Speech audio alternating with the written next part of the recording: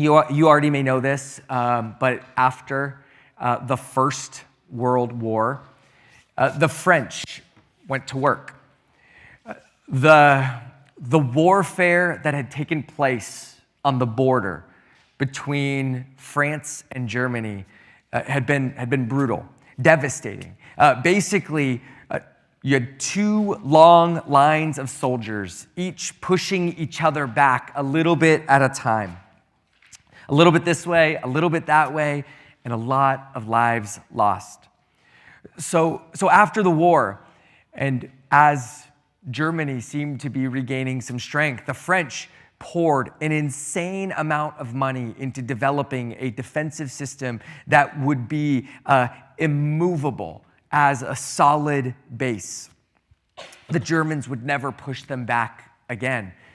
Instead, the French would hold the line and be able to push into Germany from this secure line. What they built was called the Maginot Line. Jane just said, I knew it. I'm glad you knew it. It's awesome. And by the end of the first month of the Second World War, it was completely useless. 1 month in, the German army literally just marched north around all of the defensive structures, and they basically went straight to Paris and took over France pretty quickly. So that within weeks, the French had surrendered, and the French spent most of World War II occupied by Germany. The Merriam-Webster dictionary describes the Maginot Line both in its historical reality and then also says as a second entry, the Maginot Line is a defensive barrier or strategy that inspires a false sense of security. So this might be a sickness in me, but I love stories like these. Someone has an experience and they decide that they're going to learn from it, but they only superficially assess what went wrong, and so they end up learning the wrong lesson only to repeat the mistake again, or even worse. These stories fascinate me endlessly.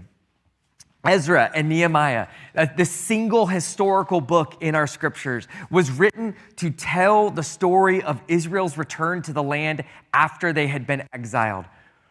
And this book is one massive adventure in missing the point. And we explored this idea a little bit last week, looking at both the temple and the law.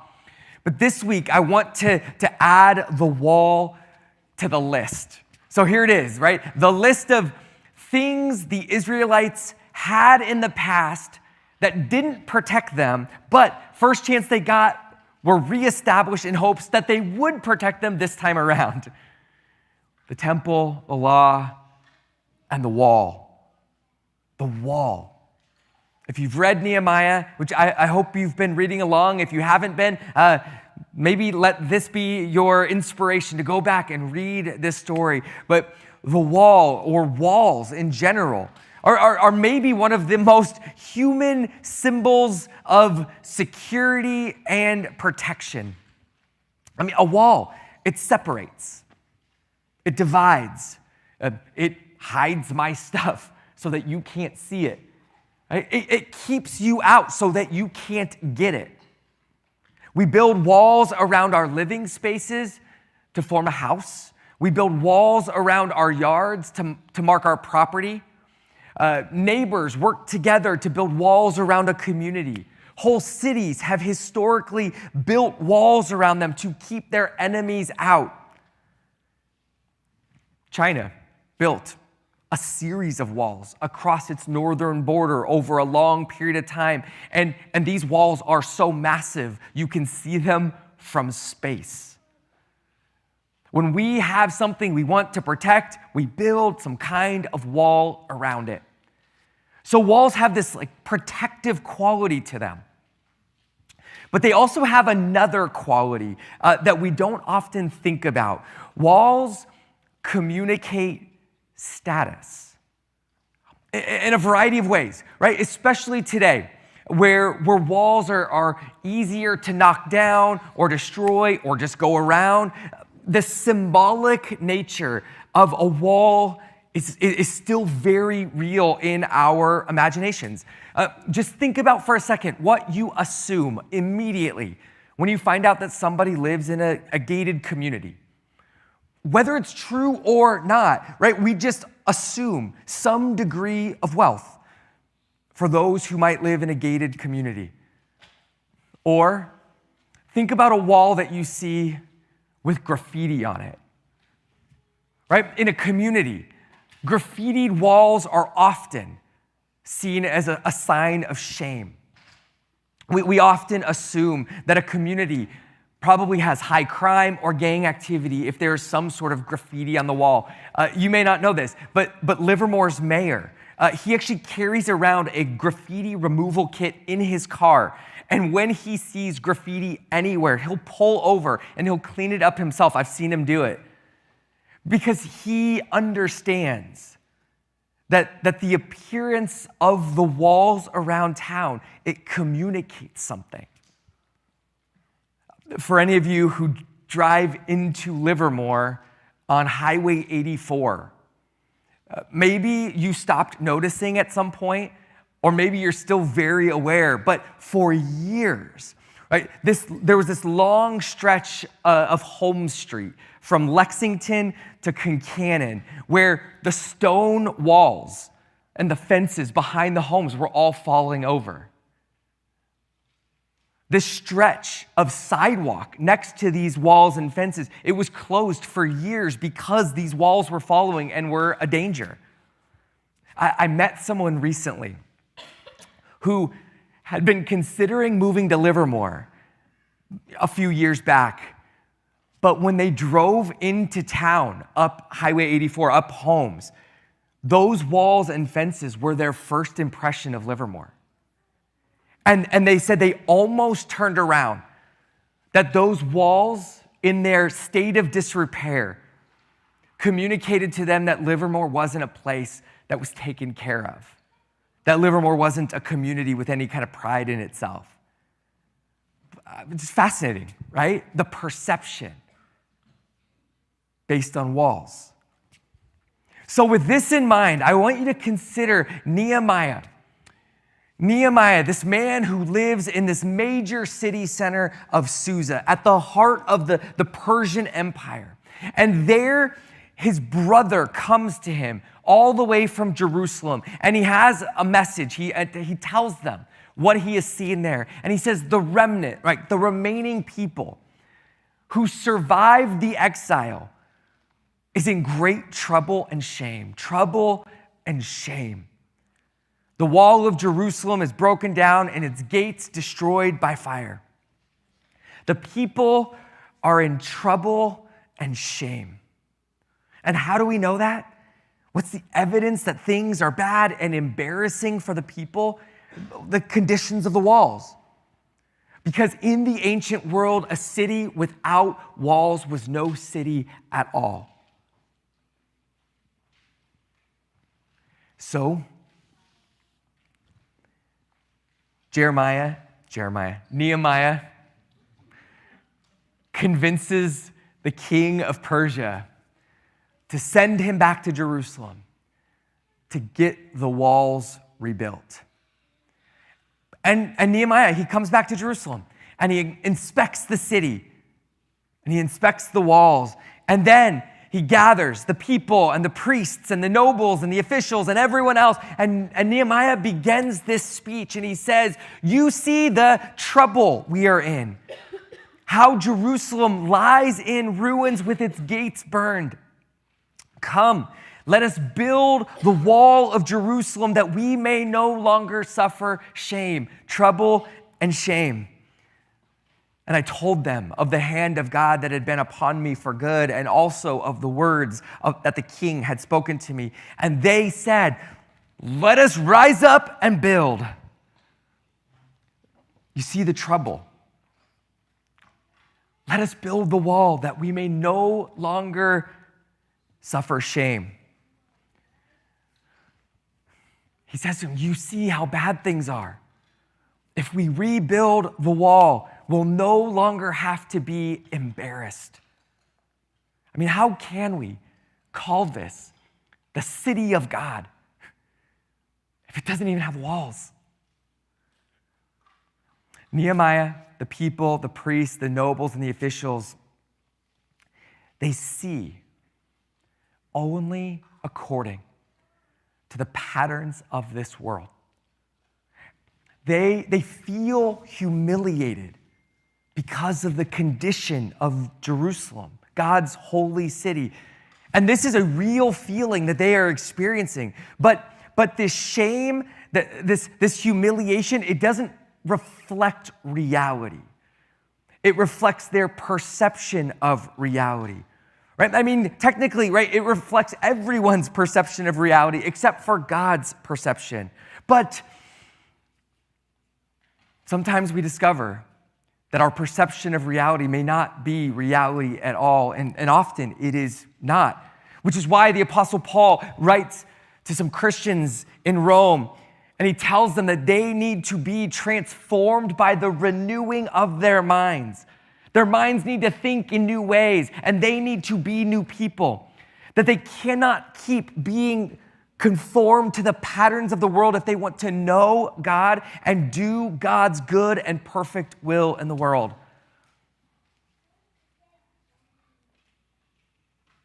The patterns of the world often feel very real because everyone treats them as if they are. It is what is normal and expected. But the scriptures constantly tell us the patterns of the world are an illusion, a lie. They can't protect us. They can't remove our shame. And here's where this comes to a head in Ezra and Nehemiah. The book, it opens with this talk of trouble and shame. Things are bad for God's people. And it is shameful, whatever it is that they're going through, in front of the nations. And so the first 7 chapters of Nehemiah are dedicated to them trying, according to the patterns of this world, to undo this trouble and this shame by rebuilding a wall. This will solve our problems. But as the people begin to rebuild this wall, Israel's neighbors are provoked by this action, and they actually begin to see them as a threat. And so their neighbors begin to challenge them, and they try to sabotage them, and they insult them. And Israel's neighbors actually are adding to Israel's shame, because when all is well with Israel, Israel is a blessing to their neighbors. And Israel's neighbors will bless Israel and will bless Israel's God when Israel is a blessing to them.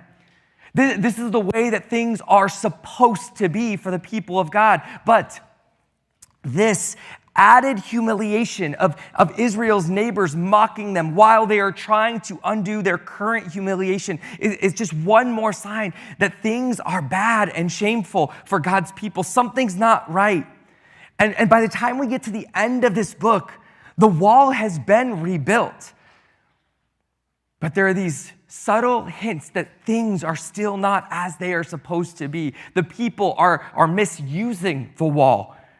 And the wall is a source of conflict.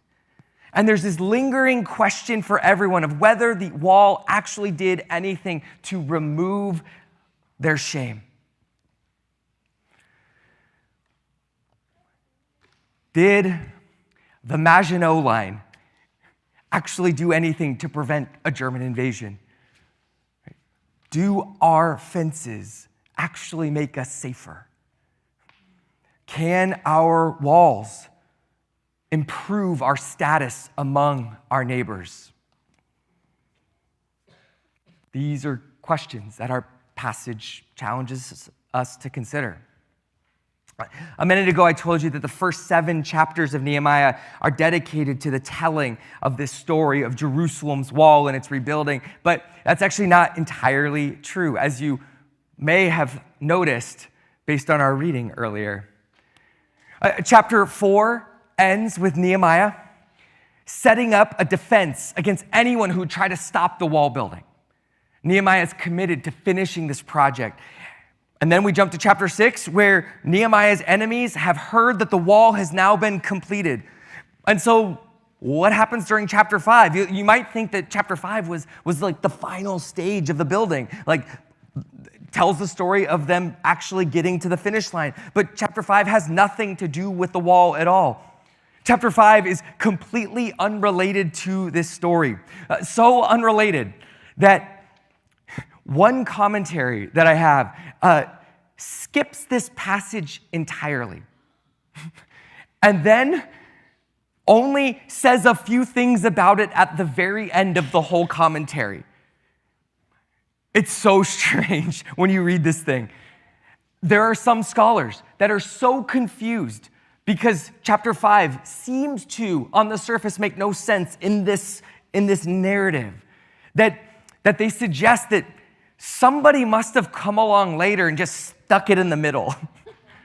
Why? Why would anybody do that? I mean, right? And you can hear a sort of arrogance of contemporary scholars who are like, those ancient writers, those ancient editors, they were dumb. Like, they didn't realize that they were messing up this whole story with this other random story in it. But this structure is common in storytelling. I don't know how many of you have read John Steinbeck, and maybe not recently, maybe we're going all the way back to school for you, right? But the author of Mice and Men and Grapes of Wrath, he made a name for himself by telling a powerful story, Grapes of Wrath, with like seemingly random chapters about a turtle crossing a road. If you know anything about Grapes of Wrath, it's disorienting.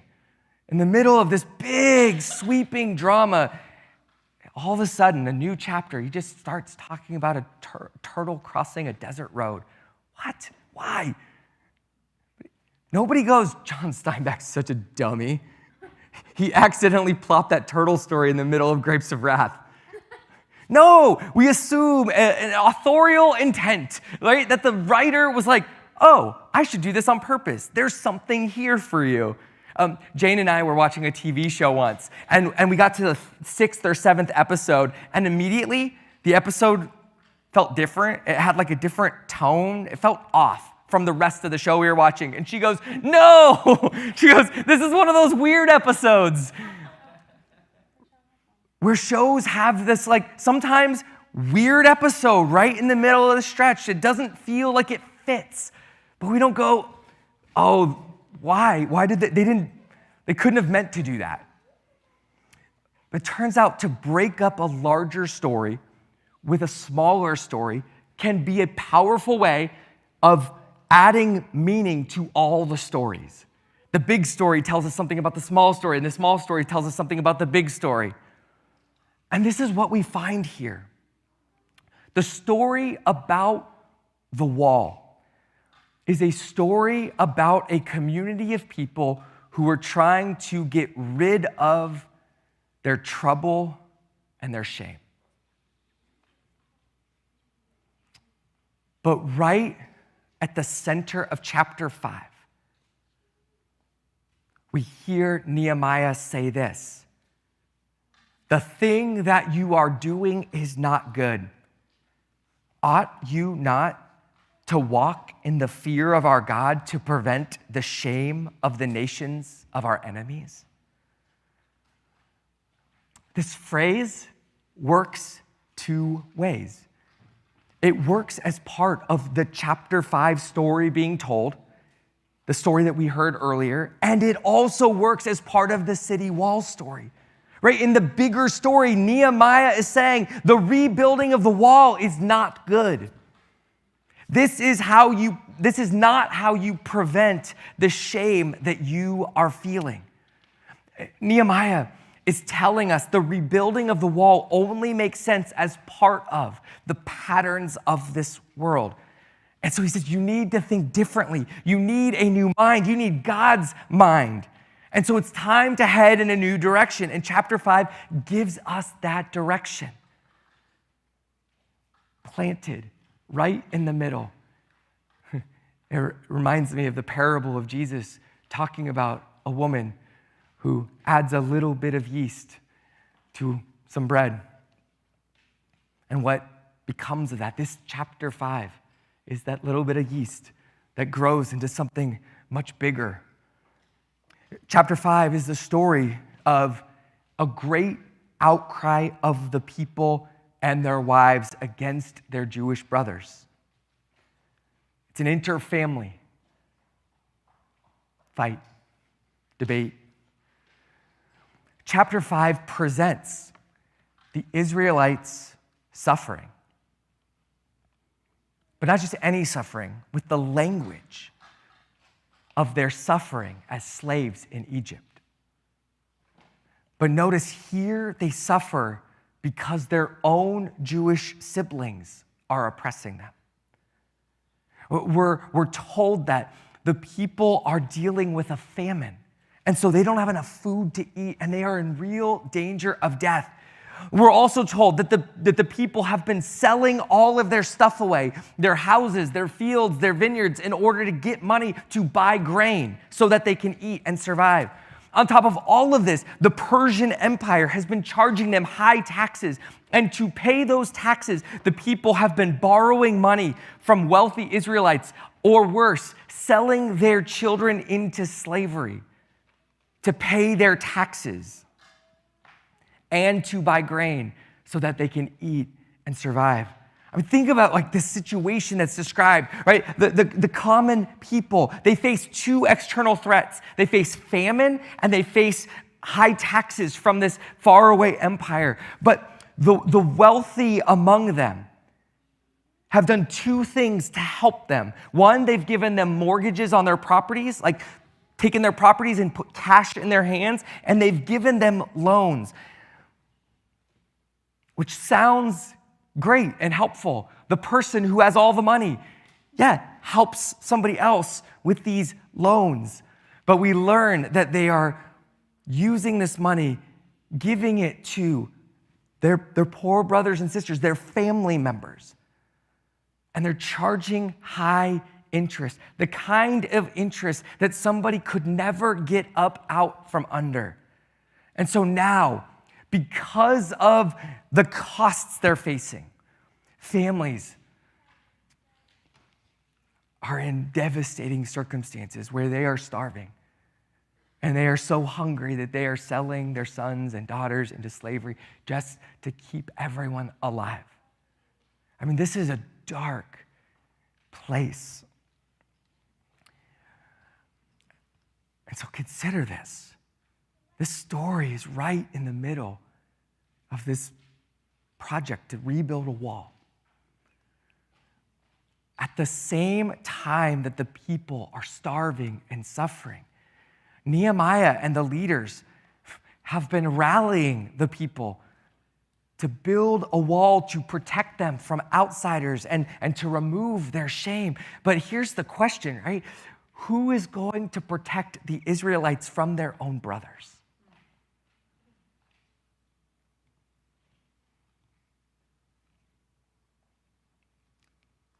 They've rallied the people around common external enemies. But the pain and the suffering is coming from within the house, within the family of God. And so Nehemiah's words apply here. The thing that you are doing is not good. Nehemiah 1-7 tells the story of two ways of dealing with trouble and shame. One way assumes that the problem has to do with them, whoever them is, but they're out there. We need to rally and build up our defenses and protect ourselves against our enemies. And we need to become respectable. Like, we really need our neighbors to respect us. We somehow assume that if we can get people's respect, or if we can be respectable according to their standards, according to the patterns of the world, that they'll then say to us, ooh, tell us about your God. But if we build a wall, even though God never told us to, and you'll notice reading Nehemiah, there is no word from the Lord about the wall. In fact, the people have the prophets telling them over and over that they would never need a wall. And Zechariah even says to them, I will be your wall. We imagine that this way will solve our trouble and our shame. But the other way, where we don't look outside, we don't look external, the other way assumes that we have work to do in our own house, our own family. This other way assumes that we might be causing trouble for each other. What if the source of our shame is in the way that we treat each other? What if some of the reasons why our larger culture looks on us and mocks us has more to do with the ways that we have failed to love one another and care for one another, the ways that we have divided over politics and all sorts of other things? What if we are the source of trouble for each other in the ways that we handle our resources and the ways that we fail to hold our relationships together? Our passage this morning, it invites us to consider whether God has called us to love one another with the radical kind of love that we see in Jesus, or has God asked us to make ourselves look strong and respectable to our neighbors? That's the tension we hear in the first 7 chapters of Nehemiah. And I just want to challenge us that for nearly the first 300 years of the church's life, the church was attractive to its neighbors. It was not respectable, but it was attractive, right? Not because of any categories of power or respectability. The church had no power for its first 300 years. And it wasn't very respectable. But actually, what you read people in the ancient world who saw the church, they were often confused by the church. These people who follow Jesus, they do really weird things with their money that make no sense according to the wisdom of the world. These gatherings, they're mostly just poor people, but there are some wealthy people there. Why? These wealthy people just keep giving away their money to the rest of the poor people. And more than that, look at the community, and it's a bunch of people who have been historic enemies. People from nations and people who used to fight each other and kill each other. But now they share meals together. And they would look at this community and they'd say, look at the way they treat children. Most of the ancient world, children were forgotten and neglected and ignored. But no, in the church, kids have value. And they're celebrated. And they're embraced. And look at the way the church treats women. Affirming God's ability to speak through women. For women to be anointed by God and have profound roles in this community. Neighbors of the church would look at the church and go, people keep discarding babies and getting rid of children that they don't want. But the church keeps swooping them up and claiming them as their own, adopting them into their own families. And at a time when very few people cared for the widows of society, the people who couldn't continue to produce an income. The church continued to sustain them in relationship and financially. And then, on top of all of this, when plagues spread through the land and it's dangerous to be with other people, the Christians, the followers of Jesus, they're the ones who risk their lives to make sure that nobody dies alone, that people are cared for.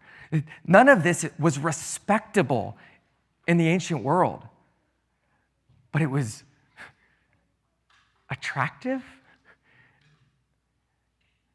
People couldn't put their finger on why, because it was weird. And it didn't measure up to the standards of respectability in the world. But they saw in the church, in every place, a refusal for these family members to enslave each other, oppress each other, hurt each other. And in fact, they just constantly did the opposite. And so in the ancient world where slavery was common, slaves were constantly being set free by their masters in the church. The sick were being healed. The poor were being empowered, enabled to thrive. The church, everywhere it showed up, looked like the kingdom of God, the place where God's love reigns. How do we get from Nehemiah to these 300 years of a church like this? Jesus came to make this possible. He shows us this love. Jesus took on our trouble and our shame, dying for us so that we might love with his love. Jesus adopted us into his family of love. And we get to love with this kind of love because it is the love that we were first loved with. The early church had a deep sense that this is who we are because of God's love in Christ Jesus.